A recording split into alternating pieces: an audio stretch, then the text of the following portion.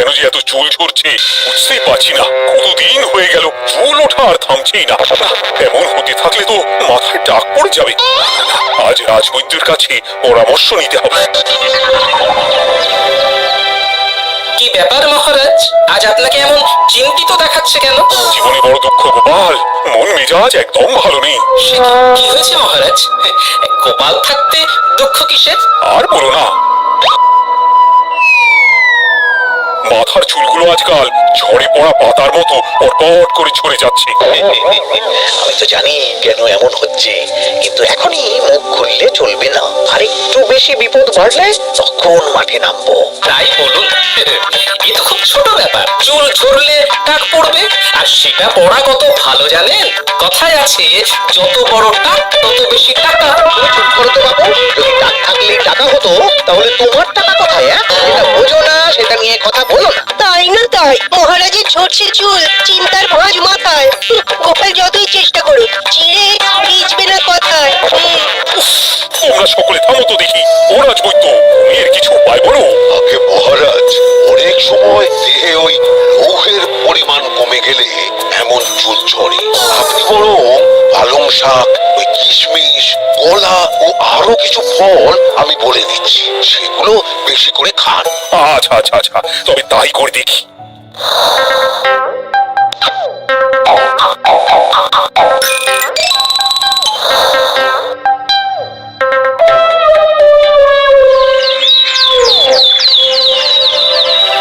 ও রাজবৈদ্য, তোমার কথা মতো শাক পাতা ফলমূল সবই তো খেলাম, চুল ঝরা বন্ধ তো হলোই না। জানি এমন হবে। কিন্তু মহারাজ, এমনটা তো হওয়ার কথা নয়। কিন্তু হচ্ছে তো। আরে আমার সাথে চুল কোথায় চলে গেলি সব? এর জন্য তুমি দায়ী।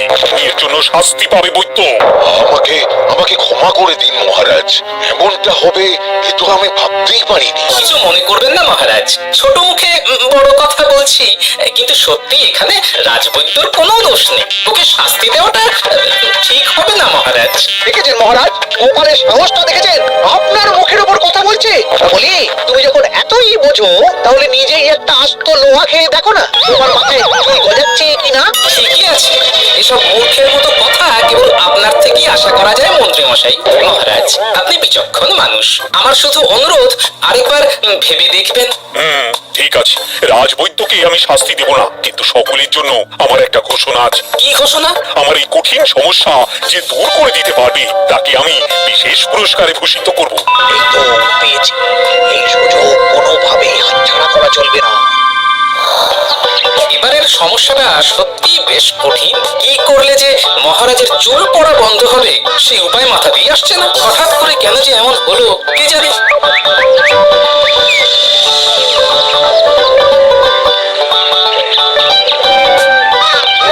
তুমি এসে গেছো? একটু বসো, আমি তেলটা মেখেই হাত ধুয়ে খাবারটা বাড়ছি। হ্যাঁ, সে ঠিক আছে, কিন্তু তুমি কিসের তেল মাখছো এটা? কি আবার মাথার চুলের তেল? এখানেও চুল, ওদিকে মহারাজেরও চুল ঝরে পড়া নিয়ে আমরা সবাই হিমশিম খাচ্ছি গিন্নি। আরে মহারাজের অত সুন্দর কালো চুলগুলো ঝরে যাচ্ছে, এ তো ভারী দুঃখের কথা। সে আর বলতে, ওই জন্যই তো আমি বাবা মাথায় এই জড়িবুটি তেল মাখি। এতে চুলের গোড়া শক্ত করে, চুলকে ভালো রাখে, নতুন চুল গজায় সব। হ্যাঁ কি কি বলে? নতুন চুলও গজায়? সত্যি? হ্যাঁ, বাহ, তাহলে আর চিন্তা কি। আমাকে এই তেলটা একটু দিতে পারবে গিন্নি? মহারাজকে দিয়ে আসি। উনি বলেছেন যে ওনার সমস্যা দূর করতে পারবে তাকে উনি পুরস্কার দেবেন। ওমা, তাই নাকি? এই তো দারুণ ব্যাপার গো। নাও নাও নাও, তেলখানা নিয়ে মহারাজকে কাল দিয়ে এসো তাহলে। আর জানিয়ে দিও, দিনে 2 বার কিন্তু তেল মাখতেই হবে। হ্যাঁ, আচ্ছা ঠিক আছে।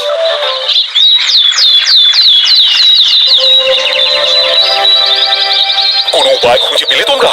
আগে মহারাজ, আমি আপনার জন্য নকল চুল বানিয়ে এনেছি। যতদিন আপনার চুল পড়া বন্ধ না হচ্ছে, ততদিন আপনি এটা পরে ব্যবহার করতে পারেন। সে তো বুঝলাম, কিন্তু নকল চুল তো আর আসল চুলে জায়গা নিতে পারবে না বিজ্ঞানী। আসল চুলের কথা ভেবে আমি আপনার জন্য কেশুত্তে পাতা এনেছি মহারাজ। আচ্ছা বেশ। তা গোপাল, খুব তো আগের দিন বকবক করছিলে, তুমি কি এনেছো? করেছো শুনি? সেটা যথাসময়ে দেখতে পেয়ে যাবেন মন্ত্রী মশাই। এটা জড়িবুটি তেল মহারাজ, আমি এটা আপনার জন্য এনেছি। এতে নতুন চুল গজায় আর চুলের স্বাস্থ্যও ভালো হয়। আমার গিন্নিও ব্যবহার করে এটি, তবে দিনে দুবার করে মাখতে হবে, তাহলেই ভালো ফল পাবেন মহারাজ। বাবা, তাহলে তুমি কেন মাখো না? আচ্ছা, আপনার সমস্যাটা ঠিক কোথায় বলুন তো মন্ত্রী মশাই? মহারাজের জন্য কিছু আনলেও কথা শোনান, না আনলেও কথা শোনান। সত্যি তো মন্ত্রী, কেন তুমি সবসময় গোপালের পিছনে পড়ে থাকো বলো তো? এরা তো তাও সবাই কিছু না কিছু আমার কথা চিন্তা করে এনেছে, তুমি তো সেটাও করোনি। না আসলে মহারাজ, আমিও ভাবছিলাম আপনার কথা, কিন্তু থাক, বুঝেছি। আহ, দারুণ। তেলের গন্ধটাও খুব সুন্দর। গোপাল, তোমায় অনেক ধন্যবাদ। আশা করছি ব্যবহার করলে খুব ভালো ফল দেবে। একদম দেবেই মহারাজ। ওর বাবা, ভেবেছিলাম এক হলো আর এক। কোথা দিয়ে যে গোপালটা মাঝখান দিয়ে এসে নাক গলিয়ে ঢুকে পড়ে, খুব শক্ত পুরস্কার নেওয়ার। দেখাচ্ছি মজা।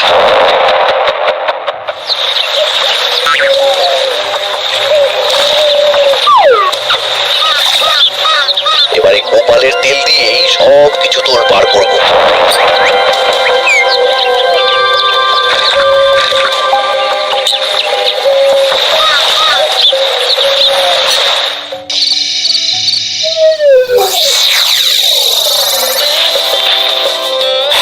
ব্যাস, হয়ে গেল দুবার মাখা। গোপাল বলেছিল এতেই ভালো ফল পাবো, কিন্তু এখন মাখার পর মাথাটা কেমন জ্বালা জ্বালা করছে মনে হচ্ছে। হয়তো নতুন চুল গজাবে বলে এমন হচ্ছে, কাল সকালে বোঝা যাবে। এতক্ষণে বোধ হয় ছোট ছোট চুল গজিয়েই আছে। কি এটা চুল গজানোর তেল ছিল নাকি পড়ে যাওয়ার? হে ভগবান, যেটুকু বাকি ছিল সেটাও ঝরে পড়ে টাক পড়েই গেল। গোপালই হলো যত নষ্টের গোড়া। আজ আসুক সভায়।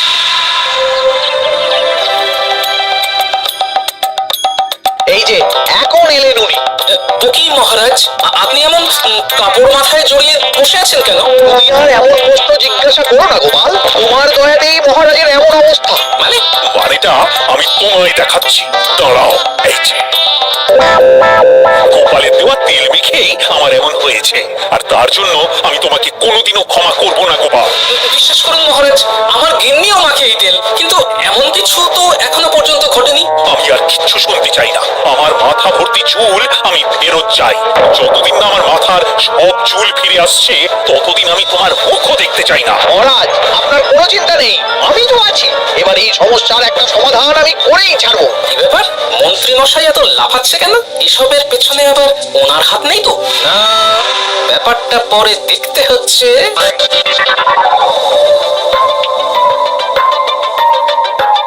আমি বলি কি মহারাজ, এই সময়টা বরং আপনি নকল চুলটা মানে পর চুলা ব্যবহার করুন। হ্যাঁ, অগত্যা, কিছু তো একটা গন্ডগোল আছে। গিন্নিও তো রোজ মাথায় তেল মাখে, কই এমন তো হয় না। মন্ত্রী যদি কিছু করেও থাকে, তাহলেও হাতে নাতে ধরবো কিভাবে? ও কি গো গোপাল দাদু, এখন এই সময় তুমি রাজসভা ছেড়ে এখানে? তোদের দাদু আর রাজসভায় যাবে না রে? কি বলছো গো? কেন? আর কেন, বিনা দোষে এমন শাস্তি? তোমায় শাস্তি দিয়েছে, তুমি শুধু বলো কে তোমার সাথে কি করেছে, বাকিটা আমরা বুঝে নিচ্ছি। আচ্ছা বলছি, কৃষ্ণনগরের মন্ত্রী মশাইয়ের বাড়িটা কোন দিকে একটু বলতে পারবেন? কৃষ্ণনগরে নতুন নাকি? আগে তো আপনাকে কখনো দেখেছি বলে মনে পড়ছে না। হ্যাঁ, আমি এখানে থাকি না, আমি এখানে আমার কাজে এসেছি, তাই মন্ত্রী মশাইয়ের বাড়ির ঠিকানাটা যদি একটু বলে দেন। নিশ্চয়ই, এই পথ দিয়ে সোজা চলে যান, তারপর কিছুটা ডান দিকে গেলেই পেয়ে যাবেন। আচ্ছা, অনেক ধন্যবাদ। ভিন গায়ের লোক মন্ত্রী মশাইয়ের বাড়িতে, ব্যাপারটা বেশ সন্দেহজনক লাগছে। এই এই গোল্ডেন এবলা, তোরা তোরা দুজন একটু আড়াল থেকে দেখতো লোকটা মন্ত্রী মশাইয়ের বাড়িতে ঠিক কি জন্য এসেছে, তারপর আমায় খবর দিস। ঠিক আছে গোপাল দাদু। তোমার আবার এখানে আসার কি দরকার ছিল? আমি তো বলেছি যে আমি ঠিক গিয়ে তোমার পাওনা গন্ডা মিটিয়ে দেবো। মিটিয়ে দেবে? কতদিন হয়ে গেছে জানেন? দেখো, হয় আমার কীটনাশক আর সার সব ফিরিয়ে দিন, নয়তো আমার জিনিসের দাম মিটিয়ে দিন। কীটনাশক, সার আর কি করে ফেরত দেবো বলো? ও তো সব পুকুরের জলে মিশে গেছে। ওসব আমি জানি না, আমার পাওনা গন্ডা মিটিয়ে দিন, ব্যাস। চল চল, এখনই তাহলে গোপাল দাদুকে গিয়ে সব জানাই। চল চল দাদু, ও গোপাল দাদু, তোরা এসে গেছিস? আয় আয় আয় আয় আয়। মন্ত্রী মশাইয়ের মুখ থেকে অনেক খবর পেলাম। তাই নাকি? কি শুনি? মন্ত্রী মশাই ওই লোকটার কাছ থেকে অনেক কীটনাশক সার নিয়েছে, কিন্তু এখনো জিনিসের দাম মেটায়নি। হ্যাঁ, ওই জন্যই তো মন্ত্রী মশাইয়ের উপর লোকটা খুব লেগেছিল, হুমকিও দিয়েছে 1 সপ্তাহের মধ্যে জিনিসের দাম সব মিটিয়ে দিতে হবে। তাই নাকি? কিন্তু কীটনাশক সার নিয়ে মন্ত্রী মশাই কি করবে? সেটা তো বলতে পারবো না দাদু, তবে হ্যাঁ, মন্ত্রী মশাই ওই লোকটাকে বলছিল যে ওই সব কীটনাশক সার পুকুরের জলে মিশে গেছে। কি বলি? পুকুরের জলে?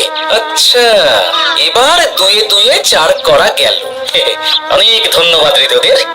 বল তোরা কি খাবি? কিচ্ছু লাগবে না গোপাল দাদু, তবে ভোলা বয়ের মিষ্টি খাওয়ালে। আচ্ছা আচ্ছা।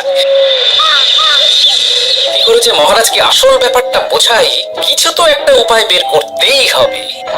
বলি বাবা, রাজসভায় যেতে হবে না বলে কি সারাদিন এইভাবেই শয়নে শয়নে দিন কাটাবেন বাবা?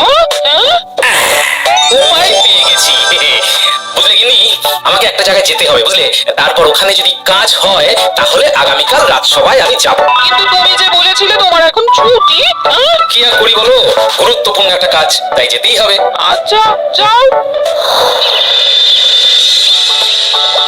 ওই গো বিজ্ঞানী, আরে গোপাল যে, বলো। এই যে বিজ্ঞানী, একটা বিশেষ দরকারে তোমার কাছে এলাম বুঝলে। হ্যাঁ, বলোই না।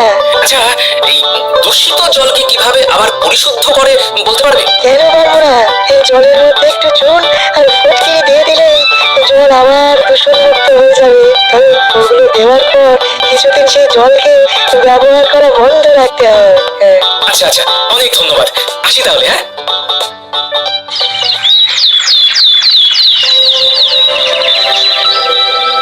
ছায়া পড়েছে, ছায়া পড়েছে, আমি বেশ বুঝতে পারছি তার ছায়া পড়েছে এখানে।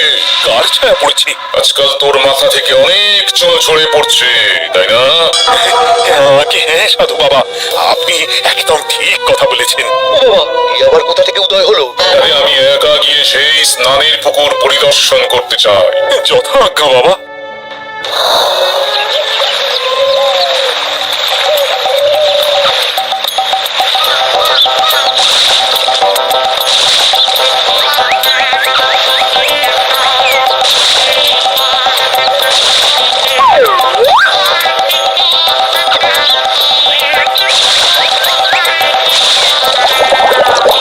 যাক বাবা, মোটামুটি সপ্তাহখানেক এভাবে থাকলেই পুকুরের জল আবার আগের মতো পরিষ্কার হয়ে যাবে। এবার শুধু মহারাজকে একটু বুঝিয়ে বললেই হয়ে যাবে।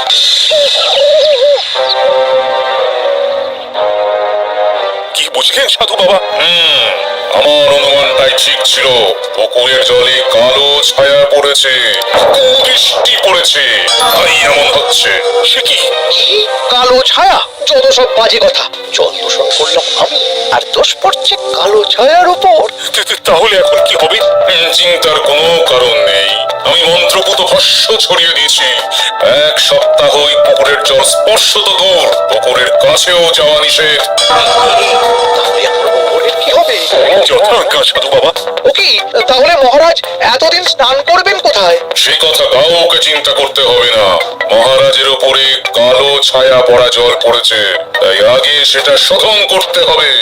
আমাকে তাহলে কি করতে হবে সাধু বাবা? আমার শিষ্য গোপাল আমাকে আগেই এই বিষয় জানিয়েছিল। আমি তার হাত দিয়েই তোর স্নানের জল পাঠিয়ে দেব। তাই আগামী 1 সপ্তাহ সেই জল দিয়েই তোকে স্নান করতে হবে। কি গোপাল? দেখছো তো মন্ত্রী, গোপাল আমাকে কত ভালোবাসে। আমি ওকে কত কথা শোনালাম, কিন্তু না না না না, কাল থেকেই আমি আবার গোপালকে রাজসভায় ডেকে আনবো। আমি আসছি, আমার কাজ হয়ে গেছে। আর হ্যাঁ, তো স্নানের পুকুরের চারিদিকে প্রহরীর বন্দোবস্ত কর, কাক পক্ষীও যেন ওখানে প্রবেশ করতে না পারে। আচ্ছা বাবা, আচ্ছা।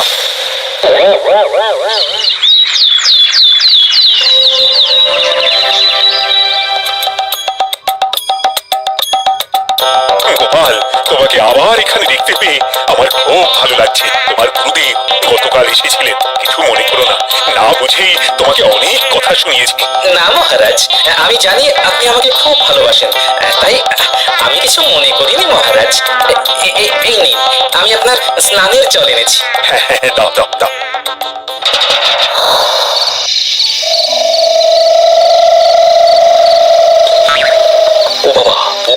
কাছে যে গিয়ে দেখবো সেও উপায় নেই।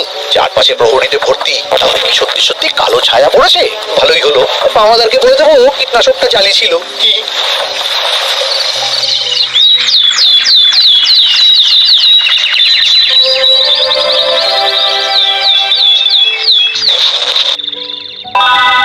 এই তো আমার সেই পুরনো কালো চুলগুলো আবার ফিরে এসেছে।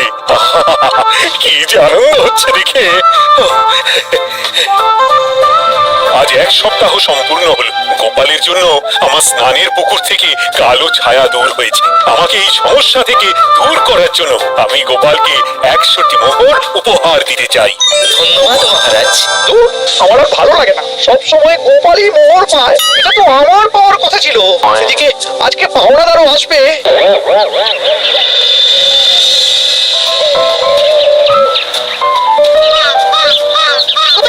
ওই লোকটা এসে গেছে। আচ্ছা আসছি। এটা তো মন্ত্রীর বাড়ির দিকে রাস্তা, আমরা তাহলে ওদিকে কেন যাচ্ছি গোপাল? আপনার পুকুরের আসল রহস্যটা কি সেটা আপনি জানবেন না মহারাজ? মানে নিজের চোখেই দেখুন, তাহলে বুঝতে পারবেন। আরেকটু সময় দাও আমায় ভাই, এমনিতেও তোমার কীটনাশক কোনো কাজের নয়। কি এখন এসব কথা? আর একদিনও সময় দিতে পারছি না। একটু বোঝো, একটু। সব আমি মহারাজের পুকুরের জলে মিশিয়ে দিয়েছি। মন্ত্রী, তুমি তাহলে সেই কালো ছায়া? মহারাজ, আপনার পর্দা ফাঁস হয়ে গেছে মন্ত্রী মশাই। তুমি তাহলে সবটা জানতে? একদম প্রথম থেকে। এই যে খুব জোর ফেসেছি, এদিকে পাওনাদার, ওদিকে মহারাজ, এখান থেকে কেটে পড়তে হবে। এই, গন্ডগোল করে আবার পালানো হচ্ছে কবে রে? বলো কেন করেছিলে? মহারাজ, আমি ভেবেছিলাম আপনার সব চুল উঠে গেলে আমি আপনার কাছ থেকে চুল গজানোর ওষুধ দেওয়ার নামে অনেক টাকা লুটবো। কিন্তু সেই ভাবনা ভাবনাই থেকে গেল, সেগুড়ে যে বালি হয়ে গেল। ভাবা যায় চুলের জন্য চুলো চুলি।